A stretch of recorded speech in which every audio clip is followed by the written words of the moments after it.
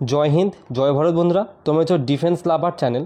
তো তোমাদের প্রত্যেকের মধ্যে একটা কমেন্ট করছিলে, দাদা বিএসএফের ভ্যাকান্সি কবে আসবে। তো ফাইনালি বিএসএফের ভ্যাকান্সি কিন্তু একটা প্রকাশ করা হয়েছে এবং আমি বিএসএফের যে গভর্নমেন্ট যে সাইট রয়েছে, অফিসিয়াল ওয়েবসাইট, সেই ওয়েবসাইটে আছি এবং সেখান থেকে তোমাদের নোটিফিকেশান ডাউনলোড করার পর তোমাদের ভ্যাকান্সির পুরো ডিটেলস আলোচনা করব তোমাদের।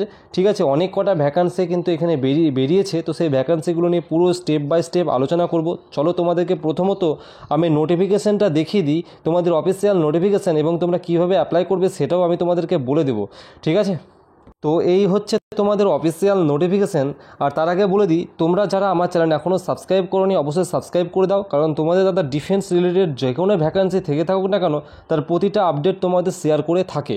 ওকে, দেখো, directorate general border security force অর্থাৎ বিএসএফের তরফ থেকে কিন্তু ভ্যাকান্সি বের করা হয়েছে, যেটা নিউ দিল্লি পুরো দেখতে পাচ্ছ, filling up post of group B and C. ঠিক আছে, তো এখানে বলে দেওয়া আছে যে গ্রুপ বি এবং সি এর জন্য বর্ডার সিকিউরিটি ফোর্সের তরফ থেকে কিন্তু ভ্যাকান্সি বের করা হয়েছে। তোমাদের এখানে কি কি পোস্ট রয়েছে এবং কি যোগ্যতা রয়েছে, উচ্চতা কি রয়েছে, সমস্ত কিছু পরপর স্টেপ বাই স্টেপ আজকের এই ভিডিওর মাধ্যমে আলোচনা করব। ওকে, প্রথমত তোমাদের কি কি পোস্টগুলো রয়েছে সেটা একটু আলোচনা করে দিই।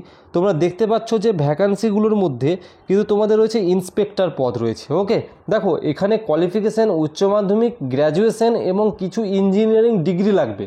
ঠিক আছে, বিভিন্ন পোস্টে বিভিন্ন ক্যাটাগরি ওয়াইজ কিন্তু তোমাদের ডিগ্রিগুলো লাগছে। যেমন ইন্সপেক্টরের জন্য তোমার গ্র্যাজুয়েশন লাগবে, স্টোরম্যান, ঠিক আছে, স্টোরম্যানের জন্য সিম্পল 12 পাস লাগবে।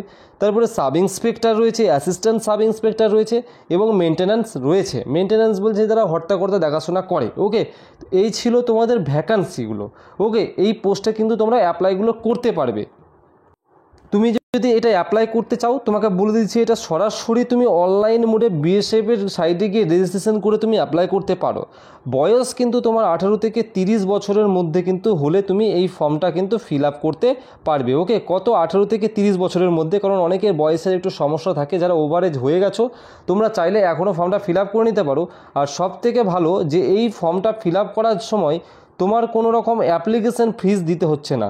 তুমি যে কোনো ক্যাটাগরি থেকে থাকো না কেন, জেনারেল থেকে থাকো, ওবিসি থেকে থাকো, এসটি এবং পিডাব্লিউডি, তোমার কারোর জন্য পেমেন্ট করে অর্থাৎ টাকা চার্জ কাটাতে হবে না। তোমাকে অনলাইনে একটা ফর্ম ফিল আপ করার জন্য আগের থেকে টাকা কাটাতে হয়, সেই টাকাটা কিন্তু কাটাতে হবে না। ওকে, হ্যাঁ, এবার তোমার এই সিলেকশন প্রসেসটা নিয়ে আমি বলি। তোমাদের সিলেকশন কিন্তু তোমাদের রিটেন এক্সাম হবে। ওকে, সিলেবাসের উপর তোমাদের রিটেন এক্সাম হবে, সেই সিলেবাসের উপর তোমাকে পড়াশোনা করে কিন্তু পরীক্ষাটা দিতে হবে।